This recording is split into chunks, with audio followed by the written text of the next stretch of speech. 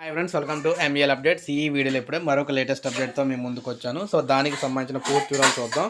ఇక టాపిక్లోకి వెళ్ళిపోదాం మనం.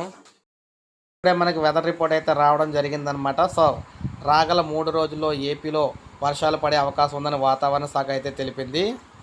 ఎందుకంటే మొత్తంగా ఈ నెలాఖరులోగా మరో అల్పపీడనం అయితే ఉందన్నమాట. సో ఈ నేపథ్యంలో రాగల 3 రోజులు భారీ వర్షాలు అయితే ఉంటాయని చెప్తున్నారు.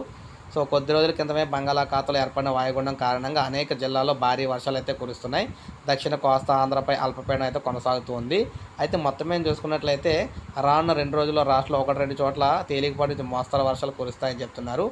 అయితే ఈ నెలాఖరులోగా ఉత్తర అండమాన్ సముద్రంలో మరో అల్పపీడనం ఏర్పడి బలపడే అవకాశాలు అయితే ఉన్నాయని చెప్పేసి మనకు చెప్తున్నారన్నమాట. సో ముఖ్యంగా చూసుకుంటే చాలా జిల్లాల్లో దీని ఎఫెక్ట్ అయితే ఉండబోతుంది. సో ఇప్పుడే మనకి వెదర్ రిపోర్ట్ అయితే రిలీజ్ చేయడం జరిగింది. సో ముఖ్యంగా రేపే ఈ అల్పపీడనం భారీగా తీవ్ర వాయుగుండంగా మారే అవకాశాలు అయితే ఉన్నాయి.